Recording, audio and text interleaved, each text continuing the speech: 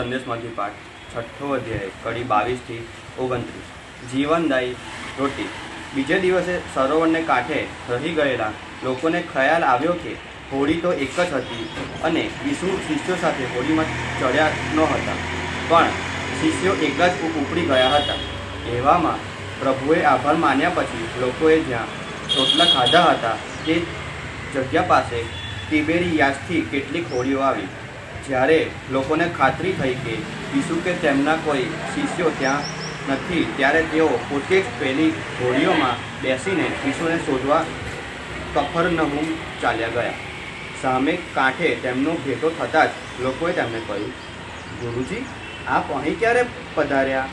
ઈસુએ જવાબ આપ્યો, હું તમને સાચે સાચ કહું છું કે તમે મને શોધતા આવ્યા છો તેનું કારણ એ નથી કે તમે પરચા સમજ્યા છો, પણ એનું કારણ એ છે કે તમને ધરાઈને રોટલા ખાવા મળ્યા છે।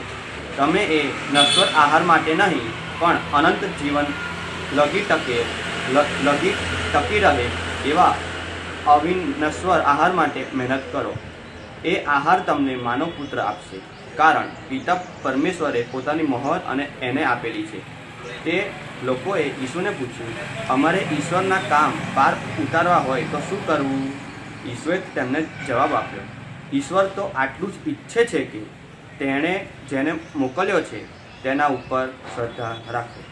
આ પ્રભુની વાણી છે, તે આપણો આધાર છે। ઈસુની જય। વાલા ધર્મજનો,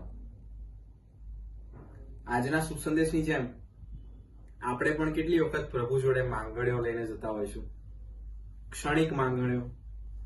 પ્રભુ, મને નોકરી મળતી નથી, પ્રભુ સફળતા જોઈએ છે, મળતી નથી, પ્રભુ આ બીમારીમાંથી સાજાપણું મળતું નથી, મને આપો ને, નોકરી આપો ને, સફળતા આપો ને। આજે તે લોકો પણ જેઓ કફરનહૂમ પહોંચી ગયા ત્યારે ઈસુએ પણ તેમને ચોખ્ખું કહ્યું કે હું તમને સાચે સાચ કહું છું કે તમે જે પરચા જોયા છો એનું કારણ એ નથી કે તમે એ પરચા સમજ્યા છો, પણ તમને જે રોટલા ધરાઈને ખાવા મળ્યા છે એ કારણ છે તમે મારી પાસે આવ્યા છો। ક્ષણિક સંતોષ માટે દોડતા રહીએ છીએ આપણે। વિચાર કરો મારા વાળા ધર્મજનો, આપણી પાસે એક તૂટેલી ડોલ હોય અને પછી આપણે કૂવામાં પાણી ભરવા ઉતરીએ, ગમે તેટલો પ્રયત્ન કરીશું એ છેવટે પાણી ખાલી થઈ જવાનું। એ જ રીતે આપણા જીવનમાં જો ઈશ્વર રૂપી ઝરણું ન હોય તો પછી આપણા જીવનનું ઝરણું હંમેશા સૂકું જ રહેવાનું।